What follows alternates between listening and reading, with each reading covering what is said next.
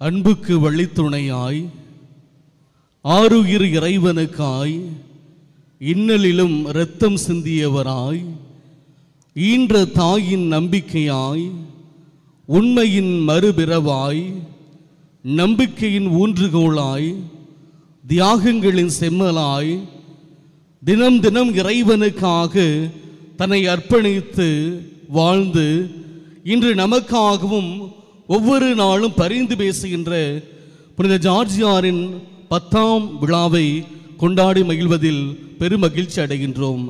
இந்த ஒரு நல்ல நாளில் உங்கள் அனைவருக்கும் அருட்தந்தைகள் சார்பாக விழா வாழ்த்துக்களை தெரிவித்துக் கொள்வதில் மிக்க மகிழ்ச்சி அடைகின்றேன்.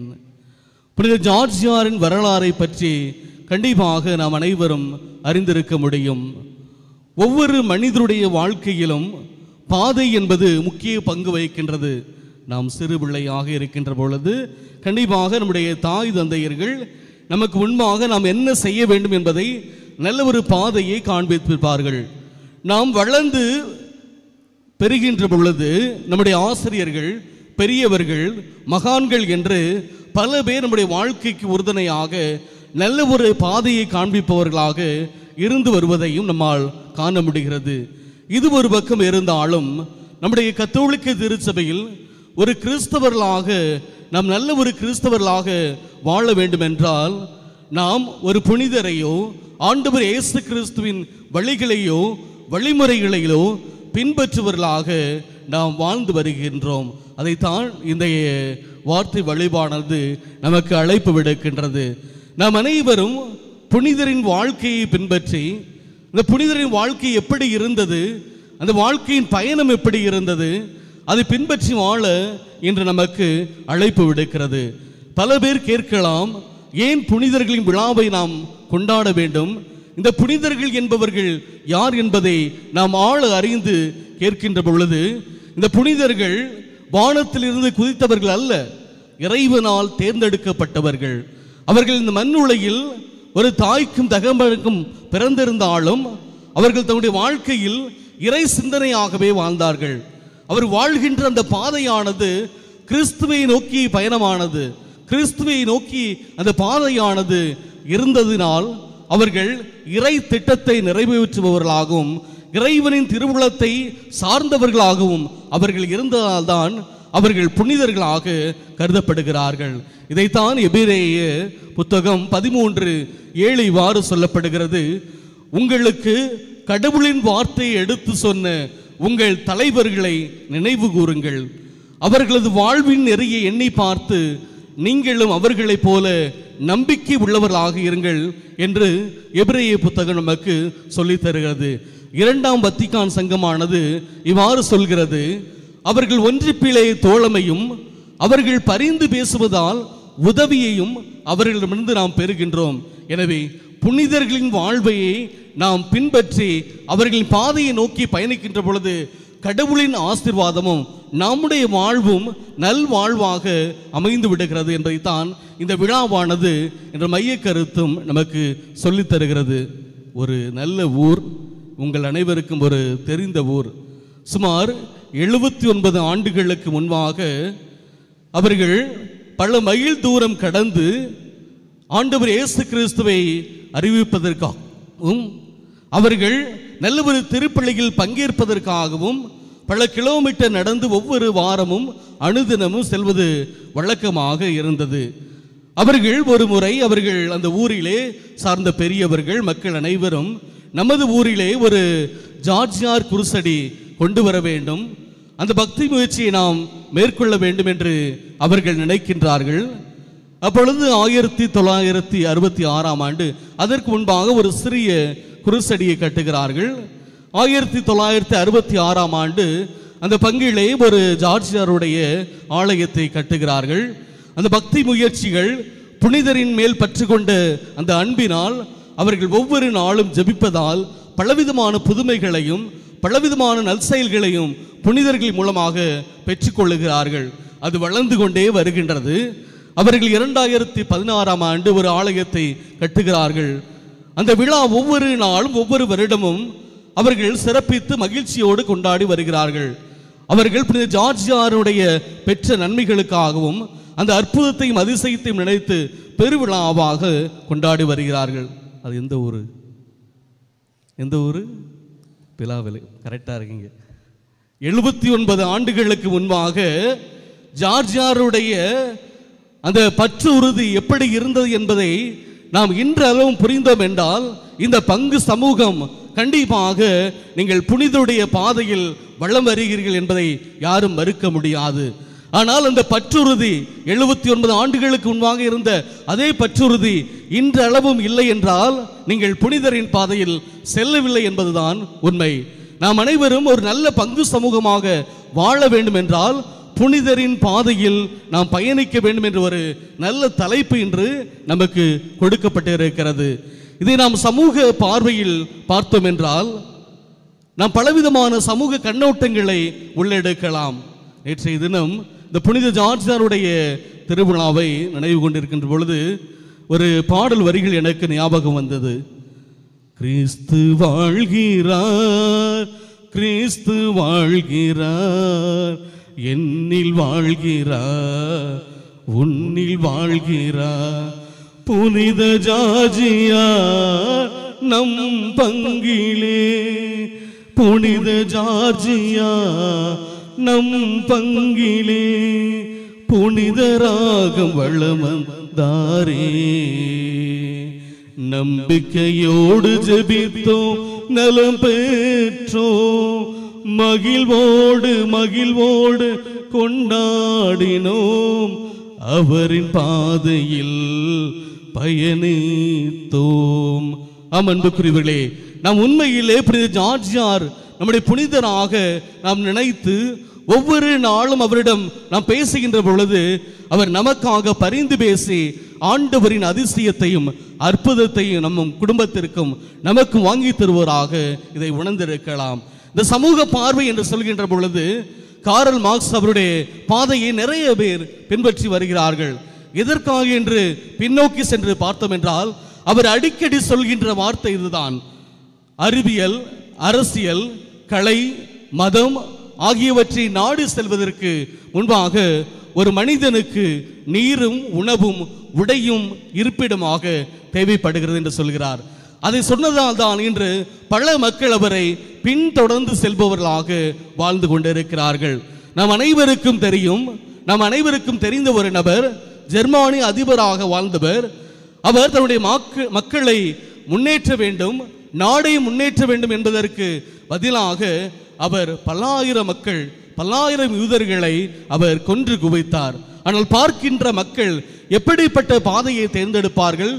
என்னுடைய அரசன் பலவிதமான மக்களை கொண்டு விட்டானே என்று அந்த ஒரு தீய எண்ணத்தோடு பயணிக்கின்ற பொழுது அவர்கள் எண்ணங்களும் தீமையானதாகவே இருக்கும்.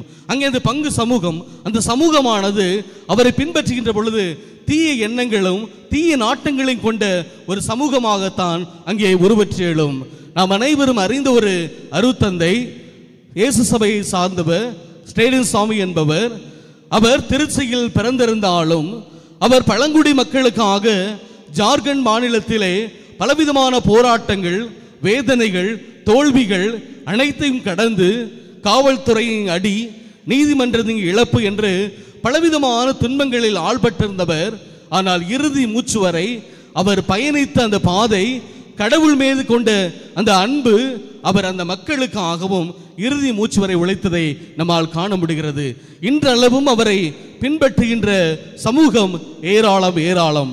அப்படி இருக்கின்ற பொழுது நாம் யாரை பின்பற்றி வாழ்கின்றோம்? இதைத்தான் இன்றைய திருவிவிலியம் நமக்கு சொல்லித் தருகிறது. புனிதரின் பாதையில் நாம் பயணிக்கின்ற பொழுது இந்த புனிதர் யாருடைய பயணத்தை அவர் பின்பற்றினார்? புனிதர் யாருடைய பயணத்தை பின்பற்றினார்? கேட்கல. இயேசு, ஆண்டவர் இயேசு கிறிஸ்துவுடைய அந்த வாழ்க்கையும் வழிமுறைகளையும் படிப்பினைகளையும் அவர் அனுதினமும் அவர் படித்திருந்ததால், தெரிந்திருந்ததால், தன்னுடைய வாழ்வாக அவர் வாழ்ந்ததால் தான் இன்று அவர் புனிதராக அவர் காண்பிக்கப்படுகிறார். பழைய ஏற்பாட்டிலே அழகாக சொல்கிறது, ஆபிரகாம் லோத்து இருவரும் நிற்கின்றார்கள். ஆபிரகாம் லோத்தை பார்த்து சொல்கிறார், இங்கே நீ எந்த இடத்துக்கு செல்கிறாயோ அந்த இடத்திற்கு எதிர் திசையில் நான் செல்வேன் என்று சொல்லுகிறார். அவர் பார்க்கிறார், அங்கே சோரம் கோதாம் நன்றாக இருக்கின்றது, பலவிதமான அழகுகளோடு இருக்கின்றது. அவர் அந்த பயணத்தை மேற்கொண்டு போகிறார். ஆனால் அது எதிர் திசையில் பார்க்கின்ற பொழுது ஒன்றுமே இல்லாத இருக்கின்றது. ஆனால் ஆபிரகாமுக்கு கொடுத்த பாதை கடவுள் கொடுத்த பாதை. ஆனால் லோத்து தேர்ந்தெடுத்த பாதை மனிதனால் தேர்ந்தெடுத்த பாதை. அதனால்தான் அவர் அங்கே அழிவை சந்திக்கிறார். ஆனால் ஆபிரகாம் சோதனையும் வேதனையும் நடுவில் அங்கே அவர் மகிழ்ச்சியை சந்திக்கிறார் என்பதை நம்மால் காண முடிகிறது. அண்ணா தன்னுடைய குழந்தைக்காக ஏங்குகிறார். அவர் அந்த குழந்தையை பெற்றிருக்கின்ற பொழுது, சாமுவேலை பெற்ற பொழுது அவர் சொல்கிறார், நான் கடவுளின் பாதையை கடவுளுக்காக என்னுடைய குழந்தையை நான் அர்ப்பணிப்பேன் என்று சொல்லுகிறார். அந்த சாமுவேல் வளர்ந்து கடவுளுக்காக அர்ப்பணிக்கப்படுகிறார். அந்த சாமுவேலும் இறுதி மூச்சு வரை கடவுளுடைய பாதை எதுவாக இருந்ததோ அதை நோக்கி சென்றிருந்தார். அவர் நினைத்திருந்தால் கடவுளின் பாதை எதிர்கொண்டு சென்றிருக்கலாம். அவர் கடவுளால் தேர்ந்தெடுக்கப்பட்ட சவுல் கடவுளின் பாதையை தவறி சென்றார். ஆனால் அவர் ஒரு நாளும் கடவுளுடைய பாதையை விட்டு அவர் விலகவே இல்லை. அதனால்தான் அவர் சவுலை தேர்ந்தெடுத்தார், தாவீதை தேர்ந்தெடுத்தார். 2 மன்னர்களை தேர்ந்தெடுக்கின்ற அந்த ஒரு அற்புத காரியத்தை இறைவன் அவர் மூலம் செய்ததை நம்மால் காண முடிகிறது. அன்புக்குரியவர்களே, இப்படி திருவிவிலியத்தில் ஒவ்வொருவரையும் நாம் சொல்லிக்கொண்டே போகலாம். அவர்கள் அனைவரும் ஆண்டவர் இயேசு கிறிஸ்துவின் பாதையை அறிந்து, அந்த வெளிச்சத்தை அறிந்து, அந்த இருளிலிருந்து வெளிச்சத்திற்கு அவர்கள் வந்ததை நம்மால் காண முடிகிறது. அதே போல்தான் நம்முடைய புனிதர், நீங்கள் அறிந்திருக்கலாம் பலவிதமான கதைகளை இந்த திருவிழா நாட்களில் நீங்கள் கேட்டிருப்பீர்கள். ஏன்னா நான் இன்னும் யூடியூப்பில் 2-3 மறையுறையெல்லாம் கேட்டேன். ஏன்னா நான் ஒரு மாதத்துக்கு முன்பாக இழந்த விலை பங்கில் ஜார்ஜியா திருவிழாவுக்கு மறையுறை போகும்போது மறையுறை முடிச்சுட்டு அந்த ஃபாதர் சொன்னார், ஜார்ஜியாரை பற்றி யாருமே சொல்லலை ஃபாதர், தலைப்பை பற்றி தான் நிறைய சொல்கிறாங்க, ஆனால் ஜார்ஜியாரை பற்றி யாரும் சொல்லலை, ஆனால் நீங்கள் இன்னைக்கு சொன்னீங்க அப்படின்னு. ஆனால் கண்டிப்பாக நான் சொல்லலாம் என்று நினைத்தேன். ஆனால் கண்டிப்பாக உங்கள் அனைவருக்கும் தெரிந்ததே, அவர் சிறு வயதிலே அந்த இழப்புகளை சந்தித்தாலும் அவர் கடவுளுக்காக எந்த அளவுக்கு ஆழமாக என்று நினைக்கிறீர்களோ இந்த 5 பார்க்கவில்லை என்று கதறுகிறார். அதுபோல நாம் பல நேரங்களில் நாம் ஆண்டவரை தேடி வருகின்ற பொழுது, நான் மாதங்கள் கடந்து விட்டன, ஆண்டுகள் கடந்து விட்டன, ஆண்டவர் எனக்கு செவிசாய்க்கவில்லை என்று நாம் பல ஆண்டவர்களை தேடி இன்று சென்று கொண்டு இருக்கின்றோம். அந்த கோவிலில் எனக்கு ஆசீர்வாதம் கிடைக்குமா என்று பல ஆலயங்களை நோக்கி நாம் சென்று கொண்டு இருக்கின்றோம். இதில் இருந்து நீங்கள் மனம் மாற வேண்டும். இதுதான் மத்தேயு நற்செய்தி 13:15 இவ்வாறு சொல்லப்படுகிறது, இம்மக்களின் நெஞ்சம் கொழுத்து போய்விட்டது, இம்மக்களின் நெஞ்சம் கொழுத்து போய்விட்டது, காதும் மந்தமாகிவிட்டது, இவர்கள் தம் கண்களை மூடிக்கொண்டார்கள், இவர்கள் உள்ளத்தால் உணராமலும் அவர்கள் இருக்கிறார்கள், அதனால்தான் நானும் குணமாக்காமல் இருக்கிறேன் என்று ஆண்டவர் சொல்கிறார். நம்முடைய கண்கள், காதுகள், உள்ளங்கள் அனைத்தும் அவ்வப்போது ஆண்டவரின் இறைவார்த்தையை கேட்டுக்கொண்டே இருக்கிறது. ஆனால் எந்த அளவுக்கு நாம் மனமாறிக்கொண்டு இருக்கின்றோம் என்பது ஒரு கேள்விக்குறியாகவே இருக்கிறது. அதைத்தான் யார் ஒருவர் புனிதரின் பாதையை தன்னுடைய பயணமாக நினைக்கிறீர்களோ நீங்கள் முதலில் மனம் மாற வேண்டும். நீங்கள் மனம் மாறி வருகின்ற பொழுது ஆண்டவர் உங்களுக்கு அற்புதத்தையும் அதிசயம் புனிதர் வழியாக காண்பிப்பார். 2வதாக, இழப்பிலும் வேதனையிலும் இறைவனை ஆழமாக பற்றி கொள்ள வேண்டும். யோபு 1ஆம் அதிகாரம் 21 முதல் 22 வரை நீங்கள் பார்த்தீர்கள் என்றால் இவ்வாறு சொல்லப்படுகிறது, என் தாயின் கருப்பையின் என்று பிறந்த மேனியாய் நான் வந்தேன், அங்கே திரும்ப கையில் பிறந்த மேனியாய் நான் செல்வேன். ஆண்டவர் அழைத்தார், ஆண்டவர் எடுத்துக்கொண்டார், இவை அனைத்திலும் யோபு பாவம் செய்யவில்லை, கடவுள் மீதும் குற்றம் சாட்டவில்லை. அன்புக்குரியவர்களே, ஆனால் நம்முடைய வாழ்க்கையில் நம் புனிதர் தன்னுடைய தாயை இழந்தார், தந்தையை இழந்தார். தன் இராணுவத்தில் இருக்கின்ற பொழுது அவர் இழப்பு மத்தியிலும் ஆண்டவரை பற்றுறுதியாக பற்றி கொண்டார். ஆனால் இன்றைய காலகட்டத்தில் நம்முடைய குடும்பத்திலேயோ நம்முடைய உறவுகள் மத்தியிலோ அந்த இழப்புகள், கடன் பிரச்சனைகள் அதிகமாக வருகின்ற பொழுது நாம் ஆண்டவர் மீது கொள்கின்ற அந்த நம்பிக்கையை இழந்து விடுகின்றோம், விசுவாசத்தை இழந்து விடுகின்றோம். ஆனால் இன்றைய நற்செய்தி நமக்கு சொல்லுகிறது, நீங்கள் புனிதரின் மக்களாக வாழ வேண்டும் என்றால், நல்ல சமூகமாக வாழ வேண்டும் என்றால், நம் புனிதரை போல இழப்பிலும் மத்தியிலும், வேதனை மத்தியிலும், இந்த சோதனை மத்தியிலும் நீங்கள் கடவுளின் மீது ஆழமான நம்பிக்கை கொள்ள வேண்டும், கடவுள் மீது ஆழமான விசுவாசம் கொள்ள வேண்டும் என்று அழைப்பு விடுக்கிறது. மூன்றாவதாக கிறிஸ்தவ வாழ்க்கை வாழ வேண்டும். கிறிஸ்தவ வாழ்க்கை என்னது? யாரெல்லாம் கிறிஸ்தவ வாழ்க்கை வாழ்றீங்க?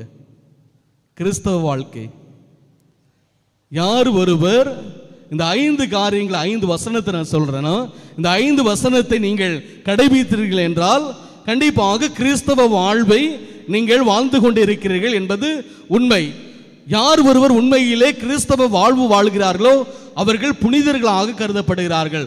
உண்மையிலே நீங்கள் கிறிஸ்தவ வாழ்வு வாழ்ந்தீங்கன்னா இந்த மண்ணுலகில் நடமாடும் புனிதர்கள் என்று உங்களை சொல்லலாம். முதலாவதாக மத்தேயு நற்செய்தி 5ஆம் அதிகாரம் 11-12 வாசித்தீர்கள் என்றால், என் பொருட்டு மக்கள் உங்களை இகழ்ந்து துன்புறுத்தி உங்களை பற்றி இல்லாதவை பொல்லாதவை எல்லாம் சொல்லும் போது மகிழ்ந்து பேறு வகை கொள்ளுங்கள்.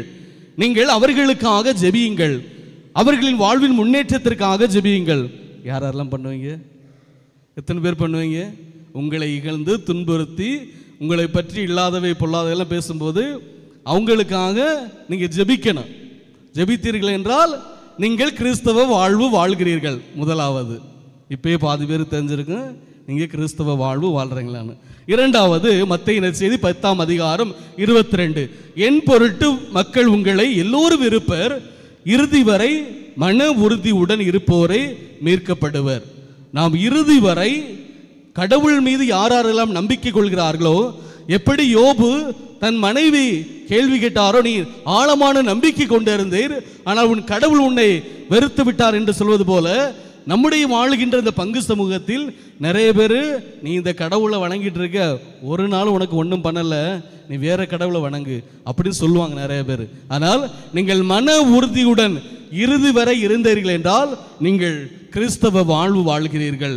மூன்றாவதாக மத்தேயு நற்செய்தி 18:35, உங்கள் ஒவ்வொருவரும் தம் சகோதர சகோதரிகளை மனமாறுதலில் அவர்களோடு நல்லுறவு கொள்ளுங்கள் என்று சொல்கின்றார். இது என்ன சொல்கின்றது என்றால், மத்தேயு நற்செய்தியிலும் இது சொல்லப்படுகிறது, யோவான் நற்செய்தியிலும் இது சொல்லப்படுகிறது. யாரெல்லாம் நீங்கள் காணிக்கை செலுத்த வருகிறீர்களோ அவர்கள் உங்கள் காணிக்கையை செலுத்துவதற்கு முன்பாக நினைத்து பார்க்கணுமா, என்னது உங்கள் சகோதர சகோதரிகள்னு யாராவது சொத்து தகராறு அல்லது சண்டை போட்டிருந்தீங்கன்னா அந்த காணிக்கையை அங்கேயே வச்சுட்டு போயிட்டு உங்கள் சகோதர சகோதரிகளுடன் நல்ல உடன்பாடு செய்து கொண்டு திரும்ப வந்து உங்கள் காணிக்கையை ஆண்டவருக்கு செலுத்த வேண்டுமாம். இப்படி செய்தீர்கள் என்றால் நீங்கள் கிறிஸ்தவ வாழ்வு வாழ்ந்து கொண்டே இருக்கிறீர்கள். யோவான் நற்செய்தி 13ஆம் அதிகாரம் 34-35 சொல்வது போல, அதைத்தான் இன்றைய 3 வாசகங்களும் நமக்கு சொல்கிறது. நம்மோடு வாழ்பவர்கள், நமக்காக வாழ்பவர்கள், நமக்கு எதிராக வாழ்பவர்கள், நமக்கு துரோகம் செய்பவர்கள், நமக்கு நம்பிக்கை இல்லாமல் வாழ்வை கொடுப்பவர்கள் அனைவரோடும் நாம் அன்பு செய்து அன்பு உள்ளவர்களாக வாழ வேண்டும். இதுதான் நற்செய்தி வாசகம் நமக்கு சொல்கிறது.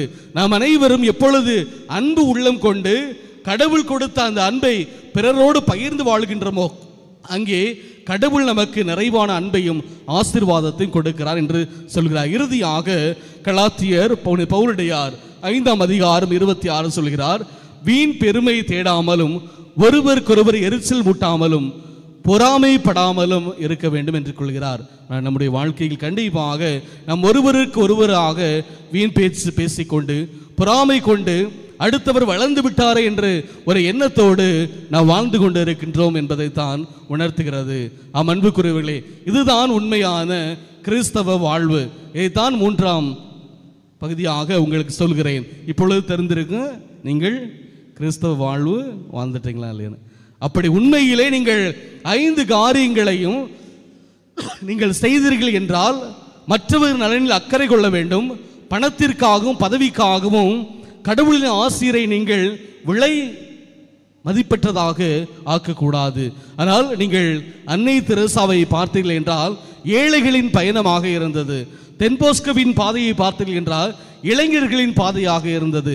நாம் அனைவரும் புனிதரின் பாதையில் பயணிக்க நினைக்கின்றோம். இந்த புனிதரின் பாதையில் பயணிக்க நினைப்பவர்கள் இந்த 5 காரியங்களில் நீங்கள் ஆழமாக பற்றுறுதி கொண்டிருந்தீர்கள் என்றால் கண்டிப்பாக இந்த பங்கு சமூகம் இன்று மட்டுமல்ல, பல ஆண்டுகள், பல நூற்றாண்டுகள் கடந்தாலும் இந்த பங்கு சமூகம் நல்ல ஒரு பங்கு சமூகமாகவும் புனித ஜார்ஜியாருடைய அருளின் ஆசிரியரை பெற்ற சமூகமாகவும் ஆண்டவர் இயேசு கிறிஸ்துவின் வல்லமை நிறைந்தது தூய ஆவியை பெற்ற சமூகமாக பயணிக்கும் என்பதை உணர்த்தி நாம் தொடர்ந்து திருப்பலியில் பயணிப்போம். நம்முடைய பயணம் கிறிஸ்துவ பயணமாக, ஆண்டவர் இயேசு கிறிஸ்துவின் பயணமாக, நம்முடைய புனித ஜார்ஜியாரின் பாதையை நோக்கிய பயணமாக பயணிப்போம்.